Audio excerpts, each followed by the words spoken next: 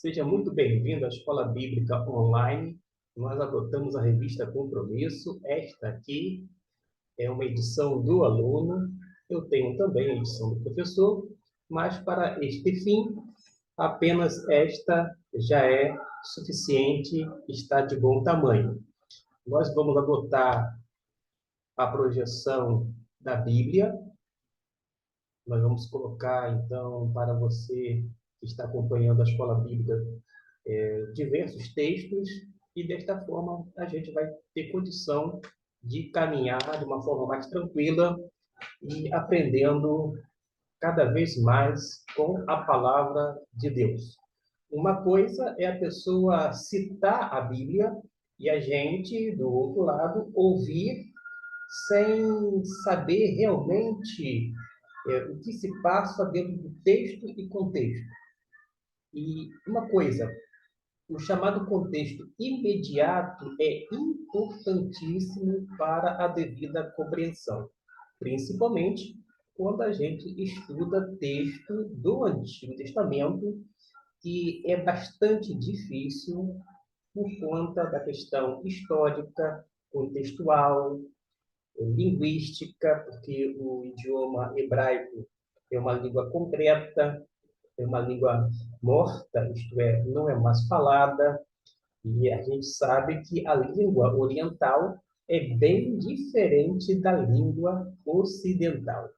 Além disso, há um abismo enorme na questão histórica de anos e anos, milhares de anos, na verdade, e esse distanciamento só é possível ser encurtado para uma devida compreensão se a gente passar a adotar um método de interpretação. E o que é método? Método é um caminho. A gente precisa partir de um caminho para que a gente não venha se perder em atalhos. Geralmente, o método que eu utilizo é o chamado método histórico-gramatical. Agora, existem outros métodos, que são outros caminhos que podem ser percorridos. Se a gente não percorre outros caminhos, mas ainda assim a gente não precisa desdenhar deles, muito menos criticá-los, já que cada pessoa é livre para trilhar por uma certa estrada, digamos assim. Agora, o que eu e você, o que nós precisamos fazer é sermos coerentes, nos tornar cada vez mais e mais responsável no tocante à leitura e ensino da palavra e fazer isto com bastante seriedade. A lição número 3 fala sobre o cativeiro e a sua casa. Digo, a sua causa.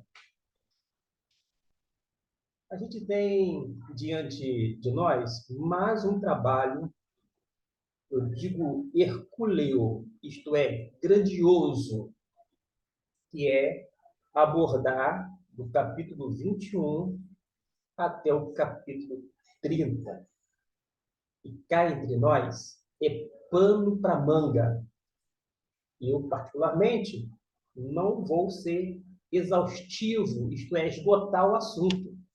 Eu quero apenas dar um pontapé inicial para que você, professor de escola bíblica dominical, possa aproveitar algum comentário aqui ou acolá, ou você, aluno da escola bíblica dominical, conceber muito mais do que informação, mas que as coisas ditas aqui possam gerar transformação na sua vida.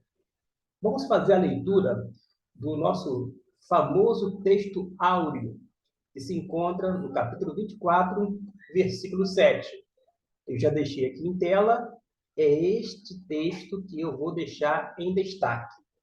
O que nos diz a palavra de Deus? Jeremias 24, 7.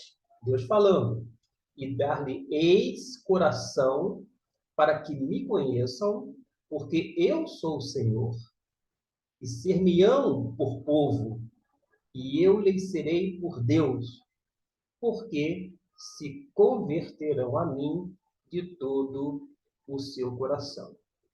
A gente já observou os altos e baixos do povo de Israel. A gente já viu como teve consequência drástica, terrível para o povo. E quando a gente aborda o cativeiro e a sua causa dentro desta temática, a gente vai observar que mesmo com todas as advertências proféticas contra Judá e a capital Jerusalém, e que se ampliava também indo direto, sinalizando uma crítica, uma advertência contra os líderes estes que se recusavam a dar ouvidos à palavra do Senhor e preferiam seguir conselhos de falsos profetas, na expectativa de que seus pecados seriam ignorados e eles não seriam diante das forças inimigas vencidos. Eles achavam que eles não iam cair diante do exército inimigo. Eles optaram em ouvir falsos profetas. Dou uma pausa aqui. Hoje em dia não é diferente.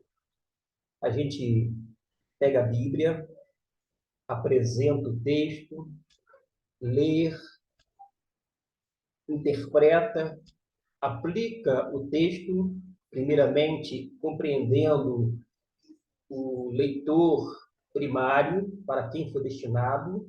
Nós, como leitores, vou dizer assim, secundários, nós temos algumas lições a aprender com o que foi dito para um público específico, como é o caso do Antigo Testamento. E a gente faz o quê? A gente faz uma assimilação da palavra de Deus. O objetivo dessa assimilação é fazer com que haja uma praticidade. E a gente tem observado que, por mais que a gente venha se esforçar para ler, explicar e expor a palavra de Deus, mesmo assim, muita gente, mas muita gente mesmo, vai dar ouvidos a falsos profetas. Existem denominações dentro do cristianismo que são tidas como seitas há décadas. Ainda hoje, há muitas pessoas que ficam em torno de pregadores que são adeptos destas seitas. As pessoas falam assim: olha, fulano de tal é uma pessoa maravilhosa. Não estou dizendo o contrário. O que eu estou mencionando aqui é o teor doutrinário e, em alguns casos, choca-se, bate de frente com o ensino bíblico. A gente pode, sim, ouvir um ou outro, mas separar bem as coisas. Acontece que as pessoas se tornam seguidores de alguns, vou colocar entre aspas, gurus religiosos, têm uma grande estima por este, segue-o e nem se dá conta ou não se preocupa no primeiro momento quanto a alguns pontos doutrinários antagônicos que ferem as escrituras sagradas no seu âmago. Mas as pessoas estão seguindo tais gurus religiosos. Acha que não tem nada a ver. Gente, a gente não pode negociar as doutrinas bíblicas. A gente precisa ensinar a sã doutrina. E tudo aquilo que não é sã doutrina faz com que a gente venha ter uma vida incompatível com a vontade revelada de Deus que se encontra nas escrituras sagradas. Mas foi a atitude nacional, uma referência ao povo de Israel, que precipitou a sua queda e também ruína. Como é que um povo de Deus comete um pecado tão grave e tem uma consequência à altura e de repente se encontra-se em ruína. E o cativeiro que chegaria era o resultado do triste quadro e o anúncio do castigo de Deus. A gente viu isso na lição anterior. É um alerta que não poderia ser desprezado. A injustiça, a idolatria do povo que estavam levando ao jugo do cativeiro, e falsos profetas davam falsas esperanças. Era tempo de ainda o profeta Jeremias continuar o seu ministério e chamar o povo a ouvir a voz divina. Pois, mesmo no cativeiro, diz a palavra de Deus, o Senhor não abandonaria o seu povo e teria instruções a dar àqueles que se dispusessem a ouvir. Dou uma outra pausa aqui. O povo foi chamado a ouvir a voz divina. Vez ou outra, em cenário brasileiro, a gente ouve o seguinte termo, né? Vou dizer assim, sentença. A voz do povo é a voz de Deus. Quem disse isso? A voz do povo é a voz do povo. A voz de Deus é a voz de Deus. São coisas distintas. A gente não pode confundir alho com bugalho. Elas são parecidos, mas não é a mesma coisa. Da mesma forma, a voz divina é bem diferente da voz do povo. Detalhe, no tempo que nós vivemos, sobre todo e qualquer assunto, ainda que a maioria do povo, chamado povão, opte por uma temática e ache que aquilo ali é o correto, ainda assim, não significa necessariamente que seja uma verdade. Porque se fizer, por exemplo, uma enquete para ver o que o povo brasileiro acha sobre este assunto,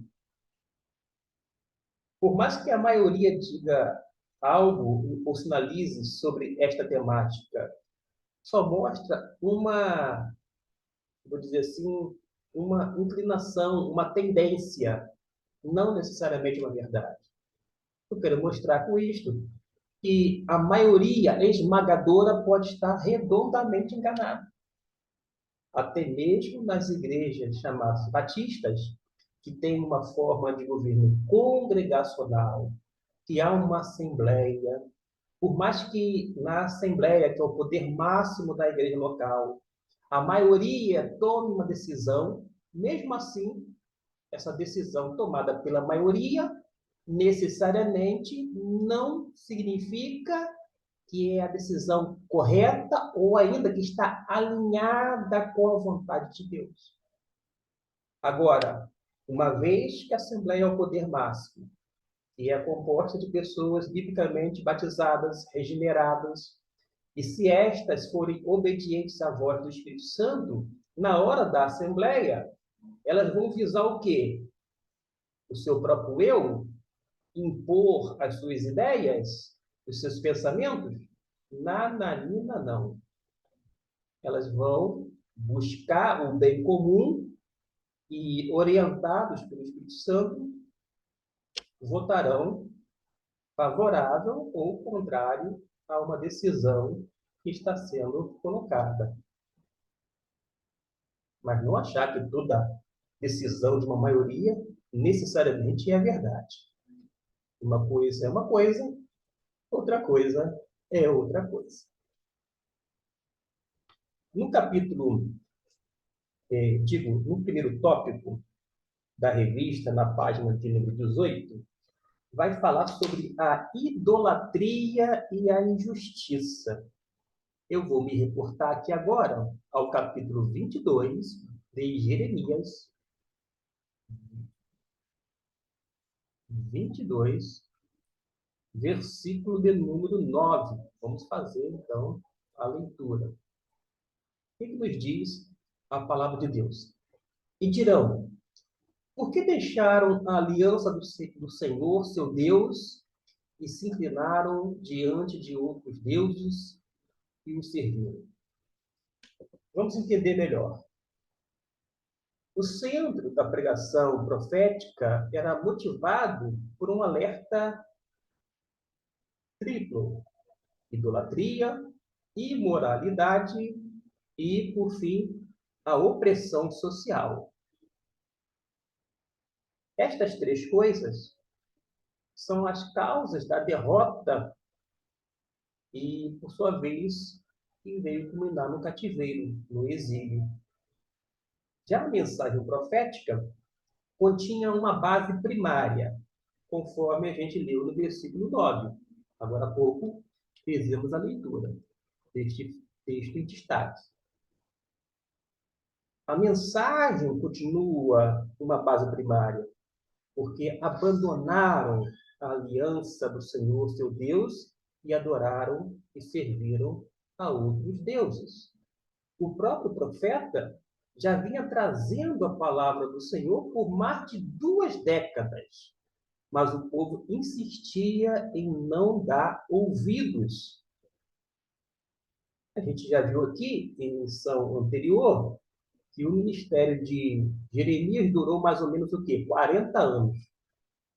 Pelo menos metade do seu ministério, as pessoas não davam ouvidos à mensagem profética da parte de Jeremias. É o que a gente vai observar no capítulo 25, versículo de número 3. Vamos ver o que nos diz. Vou fazer o destaque sempre para que você venha se situada, ok?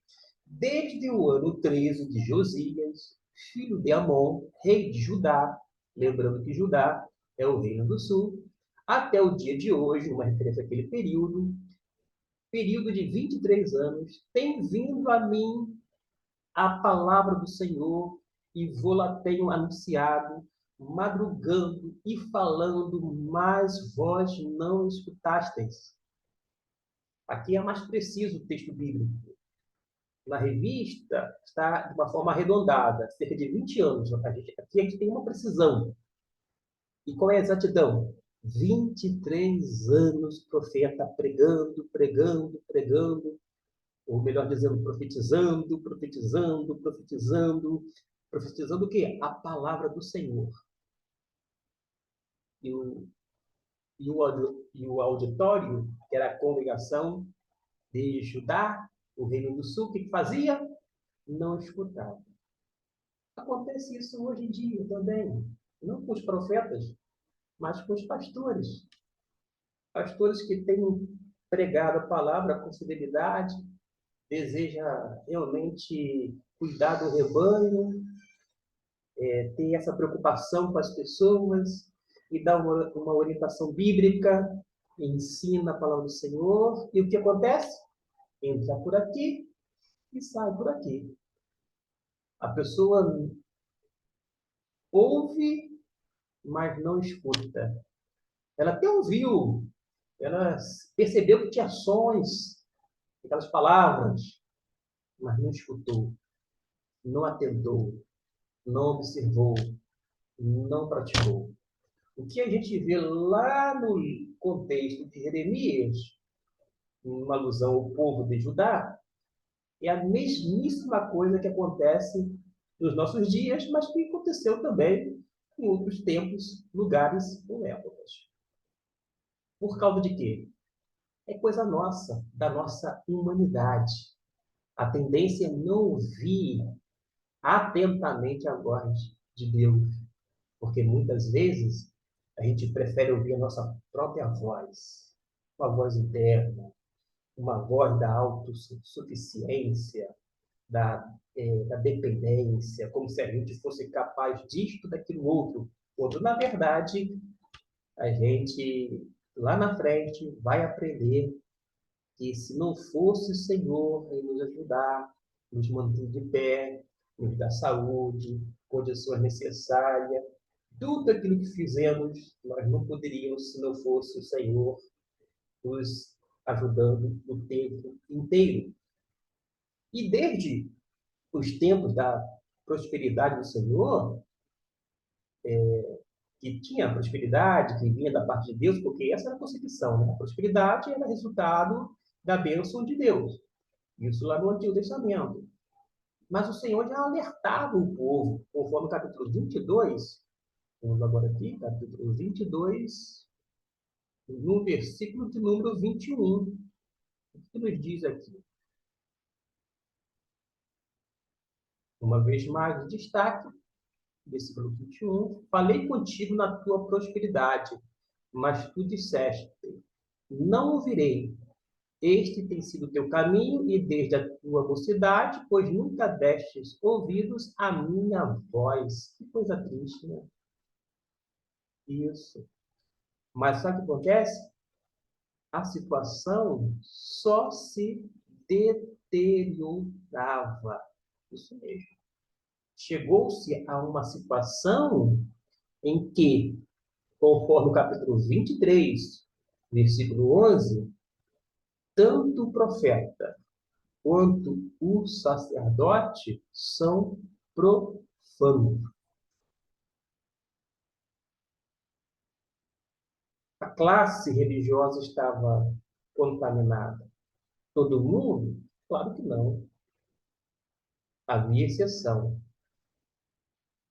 Hoje em dia, existem líderes sérios, comprometidos com a palavra do Senhor? Existem, graças a Deus por isso.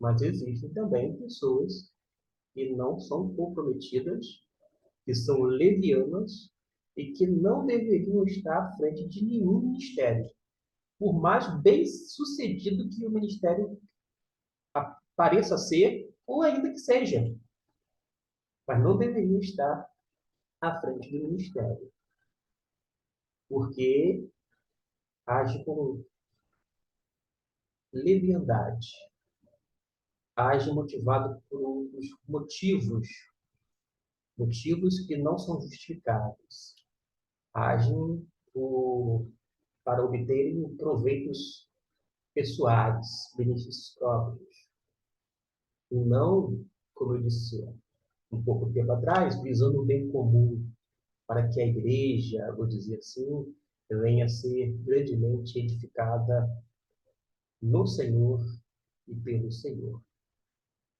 A vida, a gente vai aprender, a vida idólatra do povo e de seus líderes os fazia desviar da aliança. E isso não ficava impune. Por causa de quê? Capítulo 23 de Jeremias. 23, versículo de número 20, vai nos auxiliar. Hoje, a gente não tem, como tivemos na primeira e segunda lição, o texto todo, aquele material em PDF, estava disponibilizado no próprio site da Convicção Editora.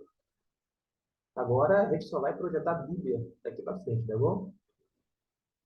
23:20 diz assim, ó: não se desviará a ira do Senhor até que execute os desígnios do seu coração nos últimos dias.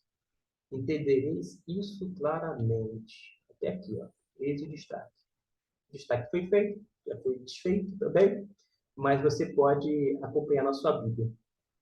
Porém, junto ao pecado da idolatria, que era buscar e confiar em outros deuses, eles acrescentaram a imoralidade. Isto mesmo. Você observa aqui no versículo, no versículo 13, deixa eu ver aqui, versículo 13. Vamos voltar aqui um pouquinho. Ó. Nos profetas de Samaria, bem vi loucura. Profetizavam da parte de Baal e faziam errar o meu povo Israel. Mostrando aqui uma situação bem difícil. Versículo 14. Mas os profetas de Jerusalém Veja uma coisa horrenda: cometem adultérios e andam com falsidade, e fortalece as mãos dos malfeitores para que não se convirtam da sua maldade. Eles têm se tornado para mim como Sodoma, e os seus moradores como Gomorra. Era a palavra de Deus, numa visão aos falsos mestres. Cometiam adultérios, andavam com falsidade, ajudava os malfeitores para que eles não viessem o quê? Se converter das suas maldades.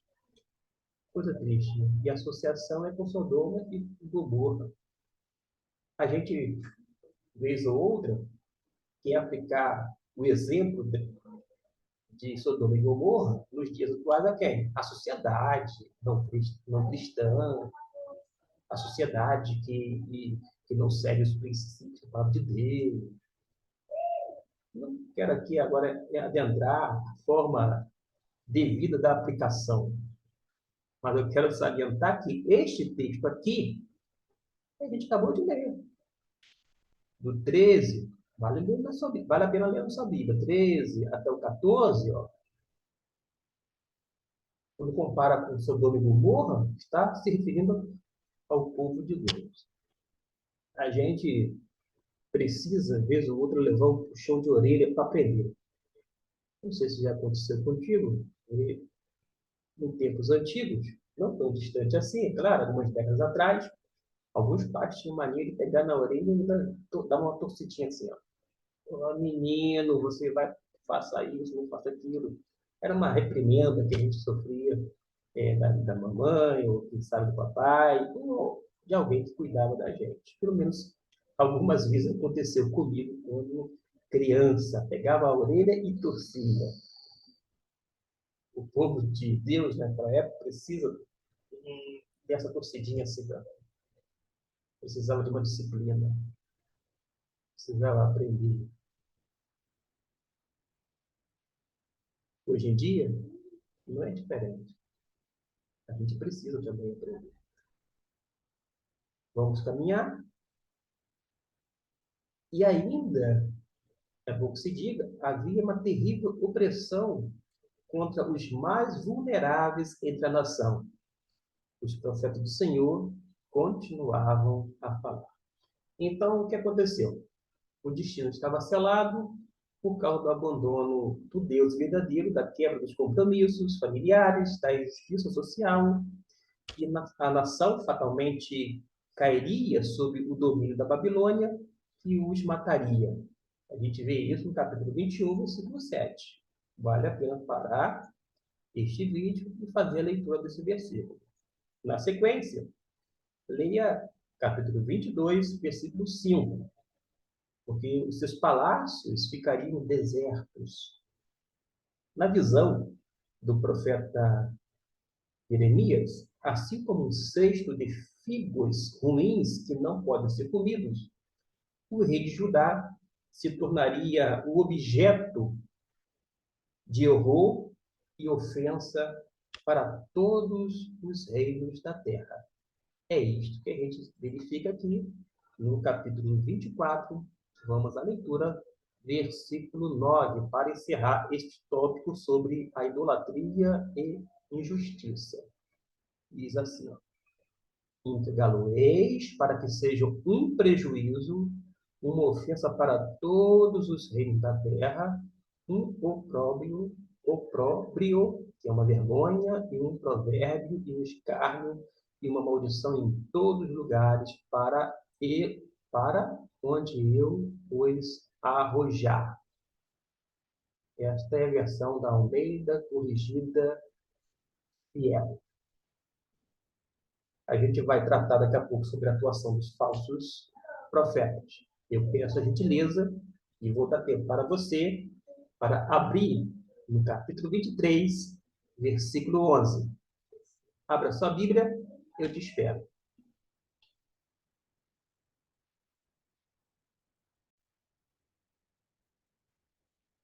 O segundo tópico é a atuação dos falsos profetas. Como eu disse, no versículo 11 do capítulo 23, fala o seguinte: porque tanto o profeta como o sacerdote estão contaminados. Até na minha casa achei a sua maldade, diz o Senhor. Veja só a situação. A classe religiosa completamente corrompida. Havia exceção? Sim. Inclusive, Jeremias era um profeta da parte de Deus, não sacerdote, mas era um profeta da parte de Deus que não se corrompeu. Havia também naquele período o chamado profeta Isaías, que era profeta palaciano, porque morava lá na realeza. Ele também não se corrompia, entregava com fidelidade a palavra do Senhor. Havia ainda mais um sério agravante. Dentro dos moldes do Antigo Testamento, pastores, aquelas pessoas que conduziam, vou dizer, o povo, sacerdotes e profetas, desencaminhavam o povo. Aqui menciona os profetas como sacerdotes, ou seja, aquelas pessoas, pastores no sentido de dirigir, de conduzir o povo de Deus, tá bom? O que, como a gente diz hoje, o rebanho do Senhor. Mas no caso dos profetas, eles continuavam a relatar sonhos, visões e palavras que não eram enviadas da parte do Senhor. Gente, a gente precisa parar um pouquinho. Se naquele contexto do Antigo Testamento ocorria isto, nos dias atuais não é diferente. Muita gente entrega profecia, revelação, sonho, visão que não é proveniente dos altos céus. A gente precisa entender que a nossa regra, que eu vou trazer até a mim, é a Bíblia Sagrada. A Bíblia é a única regra de fé e prática. Esta é inerrante, isto é, não contém erros. A Bíblia é infalível, isto é, não tem falhas. A Bíblia é completamente inspirada por Deus. O seu teor é revelação divina, inspirada pelo Espírito Santo de Deus. Todos os escritores aqui, ó, deste livro, todos cerca de 40 escritores, foram movidos, ou seja, conduzidos pelo Espírito Santo para redigir e para deixar este teor que foi preservado por Deus para chegar até nós. Visavam um público específico e, graças à preservação de Deus, chegou até nós. Além disto, a Bíblia é completa. Nós não precisamos de nada que esteja fora daqui da Bíblia.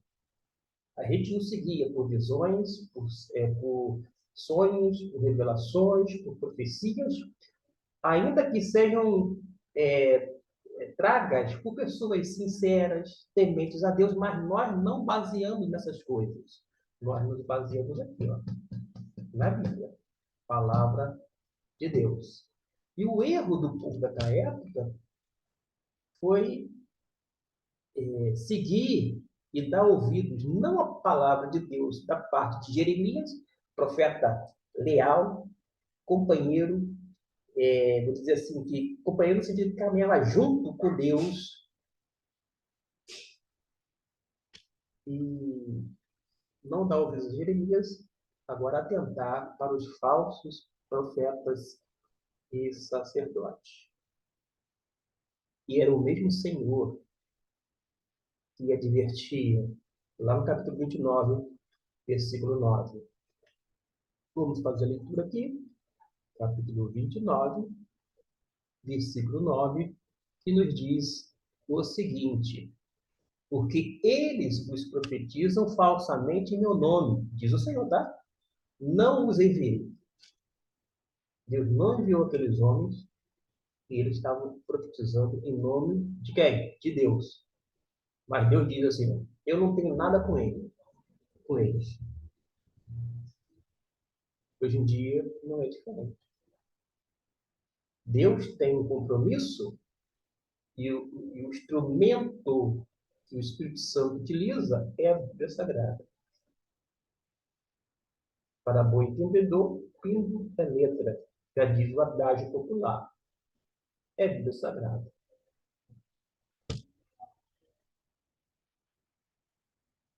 A gente pode prosseguir mostrando que a causa de tais profecias falsas fez com que Deus estivesse o quê? Disposto, como de fato fez, expulsar o povo dos seus profetas. Mas se todos se diziam falar em nome de Deus, os de bem e os de mal, como saber quem estava com a verdade? Se expulsou, né, todos, por dizer assim. Foi então, no embate com o falso profeta Ananias, que ficou demonstrado o critério. A gente precisa ver o que diz a palavra de Deus. No episódio, Jeremias colocou em si um jugo simbolizando o tempo longo do cativeiro. A gente encontra isto, eu vou fazer a leitura do capítulo 27, no versículo 15, que diz assim: porque não os enviei, diz o Senhor, e profetizam falsamente meu nome, para que vos lance fora e pereçais, vós e os profetas que vos profetizam. Todo mundo estava, vamos dizer assim, dentro do mesmo pacote e foram sentenciados. Mas aqui, Ananias quebrou, querendo dizer que seria apenas um breve exílio. Quer ver um exemplo? Exemplo bíblico, tá? Para mostrar para vocês. Capítulo 28, versículo 2 e 10. Ó. No 2 diz assim: Assim fala o Senhor dos Exércitos, o Deus de Israel, dizendo: Quebrei o jugo do rei da Babilônia. É isso que diz no versículo 2. E no 10: Então Ananias, o profeta, tomou o jugo do pescoço do profeta Jeremias e o quebrou.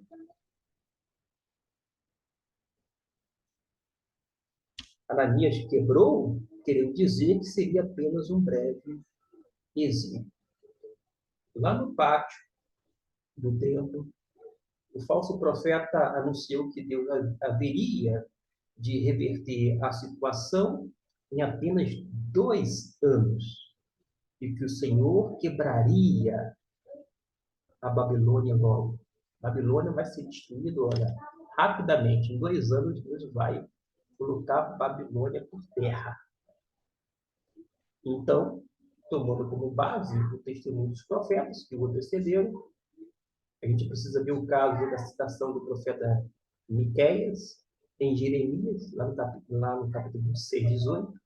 Eu peço que você dê uma olhada, dedique uma atenção especial a este capítulo 26, 18 de Jeremias, que é uma citação do profeta Miqueias. E Jeremias vai afirmar que a validade das palavras estava em seu cumprimento. Capítulo 28, 28, versículo 9. O profeta que profetizar de paz, quando se cumprir a palavra desse profeta, será conhecido como profeta a quem o Senhor, na verdade, enviou. Assim, Jeremias estava apontando para o critério da coerência histórica da palavra divina e para o seu efetivo cumprimento. No caso, a morte de Ananias foi também uma comprovação de quem estava realmente falando em nome do Senhor.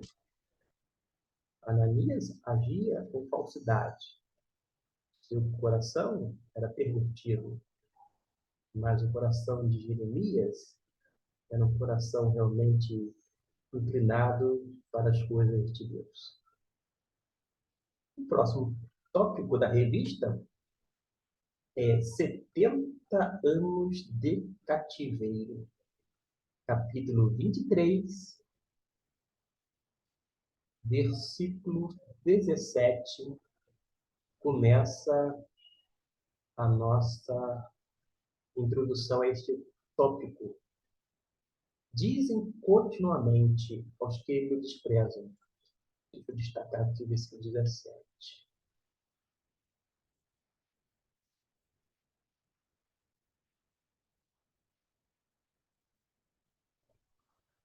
Dizem continuamente aos que me desprezam. O Senhor disse: paz tereis. E a qualquer que anda segundo a vida do seu coração, dizem: não virá mal sobre vós. Vamos, vou dizer assim, me situar um pouquinho aqui.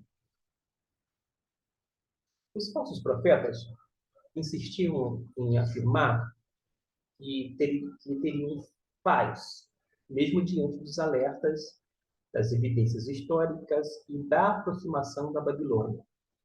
Ora, a sentença do cativeiro estava decretada e a sua causa bem demonstrada, que era o quê? A desobediência e como também a duração do cativeiro, que era de 70 anos. Onde é que a gente pode ter esta informação bíblica? Capítulo 25, versículo 11. O que nos diz aqui? E toda esta terra virá a ser um deserto e um espanto.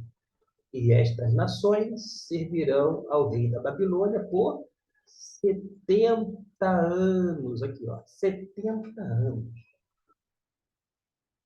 Esse seria um tempo de purgação, entre aspas, quando ao povo deveria se impor uma condição de escolha: o caminho da vida, se submetendo ao jugo, vou dizer assim, ou ao castigo imposto por Deus, e também visava a reparação, ou o caminho da morte, que foi justamente a arrogância das próprias escolhas feitas, conforme a gente vê lá no capítulo 21, versículo 8 e 9. Vamos caminhar um pouco mais sobre esses 70 anos de cativeiro? Agora, então, nessa condição de cativeiro, a voz profética deveria desafiar o povo a se arrepender da idolatria, da imoralidade, da opressão social, e dar ouvidos à palavra do Senhor e endireitar o seu caminho. É o que a gente vai observar em Jeremias 26, no versículo de número 13. O que nos diz lá no 13? E veio a minha palavra do Senhor segunda vez, dizendo: que é que vês? E disse: vejo uma panela a ferver, cuja face está para o lado do norte. Se a situação tinha sido provocada como castigo, a volta ao Senhor seria a única, mas a única maneira de reverter o mal que sobreveio à nação de Israel. Isso deveria implicar uma busca de coração sincero, pois essa única forma de encontrar Deus em seu favor. Na lição anterior, eu fiz uma leitura do versículo onde dizia que o coração do povo era duro, fazia menção à dureza do coração maligno. Além de duro, de pedra, era um coração maligno, cheio de maldade. O que está dizendo aqui, porque a gente vai ver lá o desfecho do capítulo 29, 27, por aí vai, é que seria preciso se manter atento para ouvir unicamente a palavra do Senhor e não deixar se enganar pelas mentiras dos profetas. Essa era exatamente a causa do castigo e do cativeiro que estava vindo sobre a nação.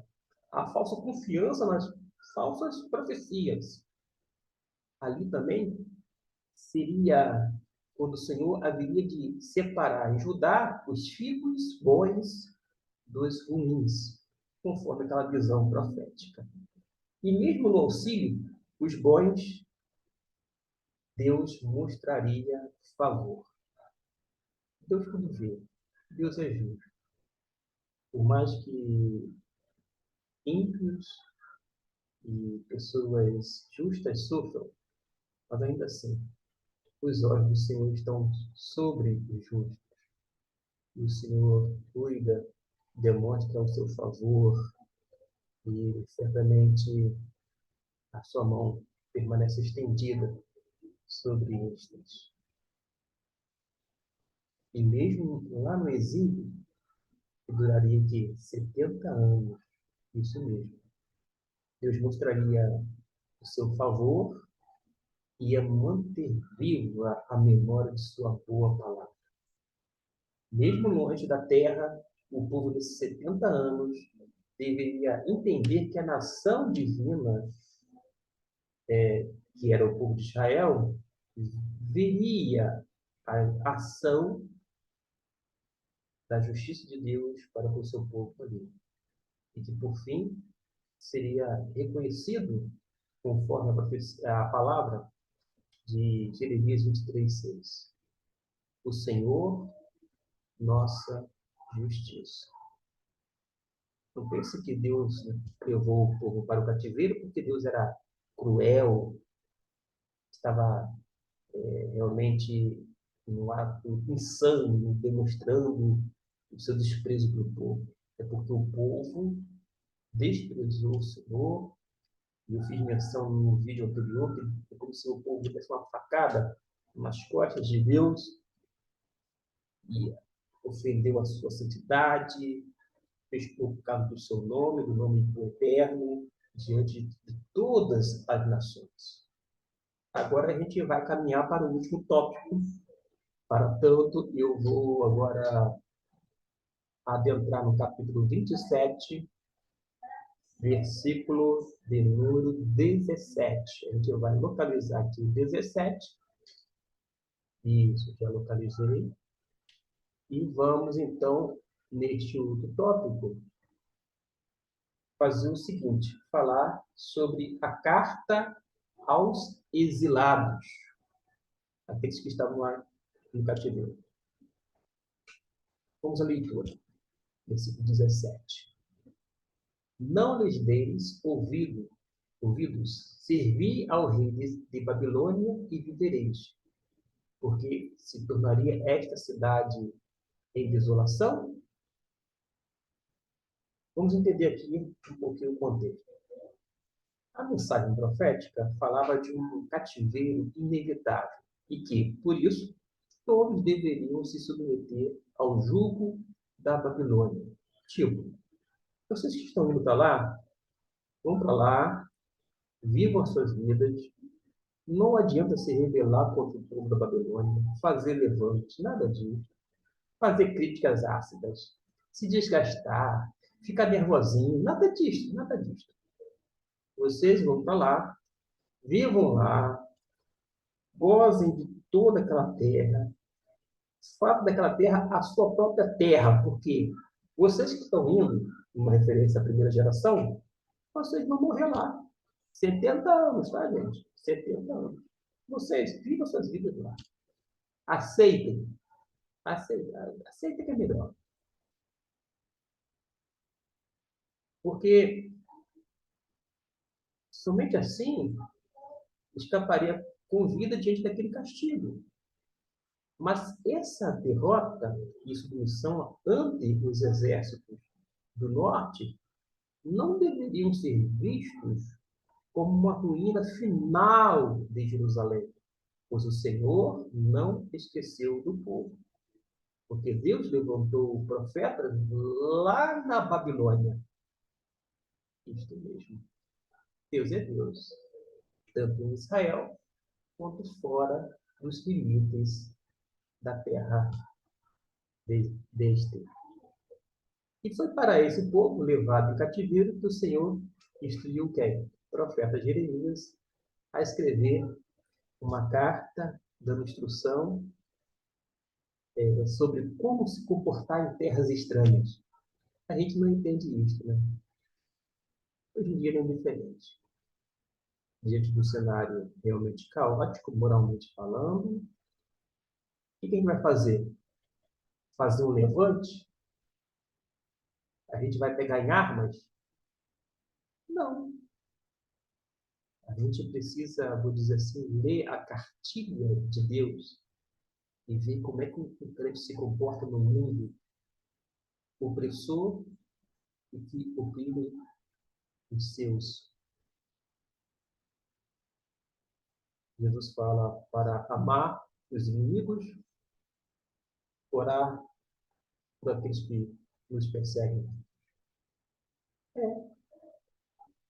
A gente precisa amar os inimigos e orar pelos que nos perseguem.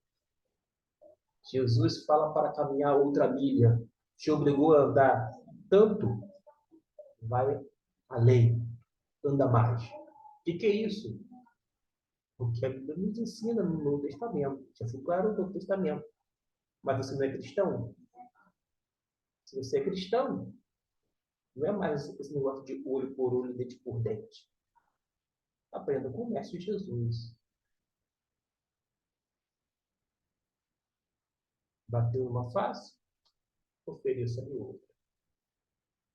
Perdoar 7 vezes? Não, 70 vezes 7. Esse é o Evangelho de Deus. Esse é o Evangelho, muitas vezes, não vivido pelo povo chamado Evangelho. Mas aqui, voltando para o texto, a carta foi enviada e encontrou que o povo lá desiludido, e a verdade que os líderes políticos e religiosos da nação fizeram uma loucura em Israel. Mas o Senhor tinha o controle dos seus planos para Israel e Judá, e eram planos de prosperidade, não de mal, para dar um futuro e uma esperança.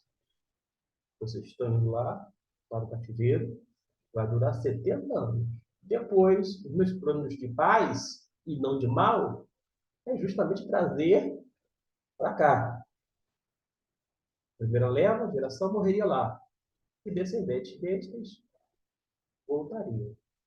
Mas só depois do juízo divino, o que acendeu-se a ira do Senhor, porquanto abandonou a aliança, cometeu adultério espiritual, praticou a opressão social ou a injustiça social e também seguiu a outros deuses. E naquela circunstância, era preciso lembrar uma coisa, que embora Nabucodonosor estivesse à frente do poderio babilônico, a deportação ainda representava o controle de Deus na história. Deus usou um líder ou um rei, vou dizer assim, pagão, para ser um instrumento de juízo sobre o povo dele, o povo de Deus. Não foi Nabucodonosor conduzindo e Deus permitindo. Não, Deus estava com todo o controle. Deus tem o controle de tudo. Ele é Senhor. Aliás, o termo Adonai, a ideia de meu Senhor, vai no sentido de o Senhor absoluto, o Senhor do universo. É aquele que detém todo o controle, inclusive sobre o povo pagão. Eu não fico preocupado com relação a algumas coisas que acontecem no cenário mundial, quando não brasileiro, porque, como disse Billy Graham, eu já li a Bíblia toda e eu sei como termina. Não preciso ficar desesperado, botar a mão na cabeça, arrancar os cabelos, nada disso. Deus no controle, meu irmão. E não é uma frase de efeito, não. Deus está no controle. Deus me tem em suas mãos. E se as minhas mãos estão nas mãos de Deus, eu posso viver no dia a dia tranquilo. Por isso que a Bíblia diz: basta cada dia o seu próprio mal. Basta cada dia a sua própria dificuldade. Mas esteja certo de que as nossas mãos estão nas mãos benevolentes e potentes do Eterno. Quando falo eterno, é curioso que algumas Bíblias, não todas, tá, gente? Algumas Bíblias francesas sempre se refere a Deus como, principalmente no Antigo Testamento, claro, né? ao eterno. Isso mesmo, o eterno. A gente prossegue, porque a gente vê o seguinte: se Deus tinha o controle da história, conforme o capítulo 29, eu acho que é preciso ler, porque a gente fala, tem coisas que a gente fala e tem gente que pode achar que a gente está inventando. Tipo assim, não acredito no que estou ouvindo. Acredito na Bíblia, leia a Bíblia. Vamos ver o que diz no versículo, capítulo 29, versículo 4. Assim diz o Senhor dos Exércitos, o Deus de Israel, a todos os do cativeiro, os quais fiz, Deus falando, tá? Não é eu não, Deus falando. Eu fiz transportar de Jerusalém para a Babilônia. Ninguém entende Deus. Não quer entender Deus, porque Ele é Deus. Mas quem fez esse transporte, segundo a Bíblia, Jeremias falando, palavra da parte de Deus, foi o próprio Deus. Deus conduziu o povo para o cativeiro usando quem? O rei Nabucodonosor. Esse que está aqui, ó. O rei da Babilônia. Nabucodonosor. Ok? Quando a gente lê a Bíblia, a gente fica até às vezes espantado, porque a gente cria alguns conceitos sobre Deus e que muitas vezes não reflete nada com aquilo que Deus mostra ou se revela na própria Bíblia. Por isso que é bom a gente ficar surpreendido, primeiramente, com a nossa própria ignorância. E quanto nós ignoramos a palavra de Deus, o ser de Deus, e etc. e tal. Mas também mostra o outro lado, quanto nós podemos aprender um pouquinho mais, ó. Um pouquinho todo santo dia. Se você, assim como eu, aprendermos um pouquinho todo santo dia, aí daqui a pouco, ó, pouquinho, aí vamos ter o quê? O conhecimento ampliado, aumentado a respeito do eterno. Por isso, em vez de desilusão, deveriam manter um espírito de esperança. A derrota momentânea era o ajuste divino da situação para demonstrar a justa medida de suas ações. Jeremias, capítulo 30. Vamos fazer a leitura do aqui. 30.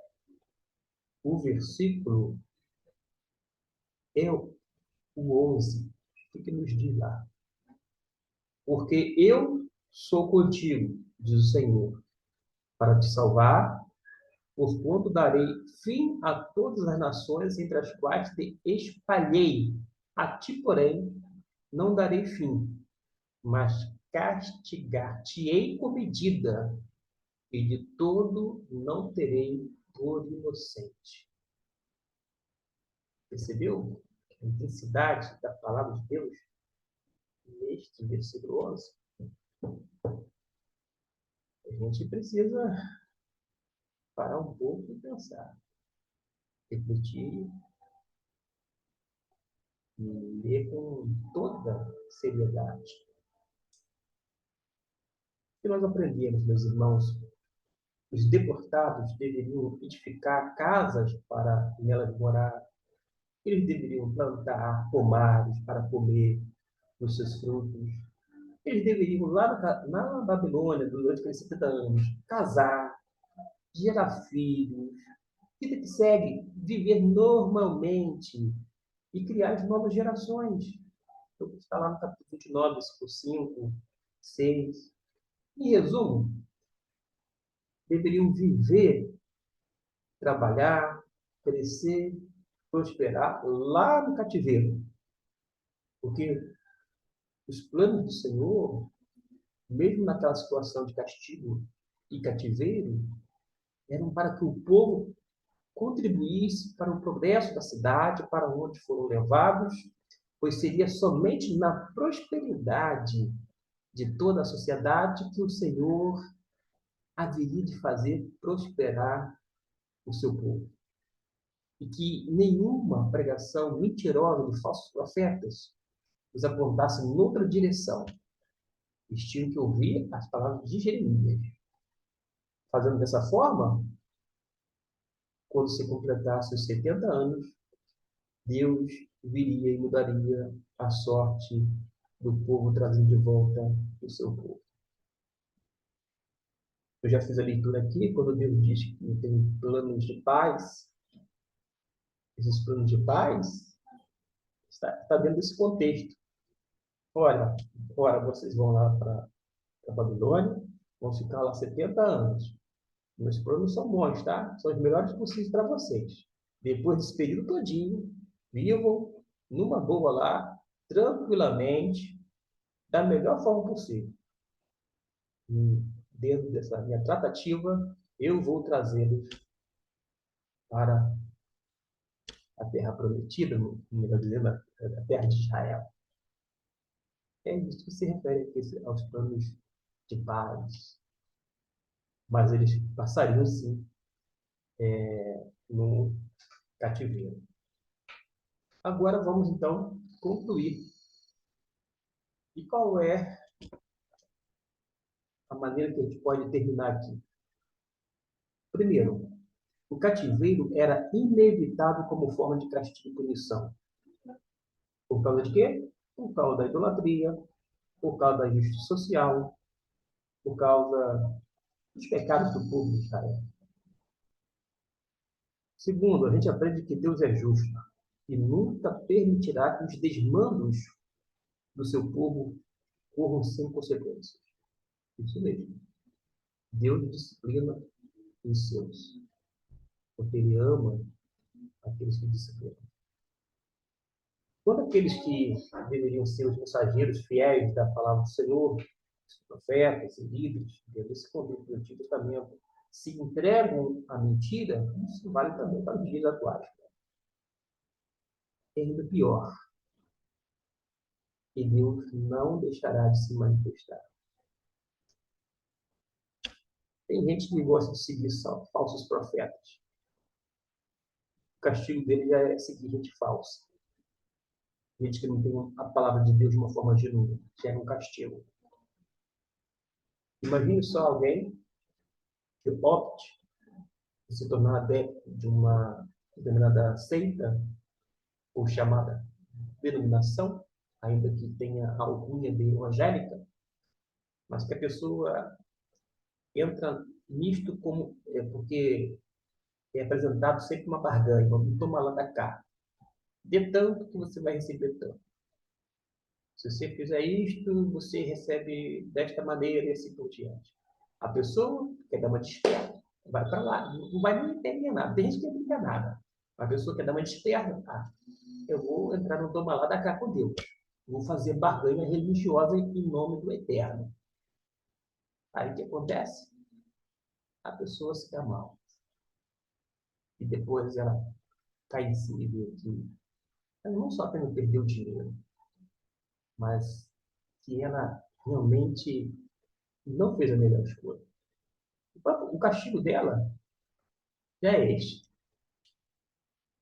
ter dado ouvidos a falsos líderes religiosos, a falsos mestres, a falsos pregadores, a homens que são levianos, que são amantes do ventre, que só pensam em dinheiro, poder, do que se aplicar. E agora sim, para finalizar,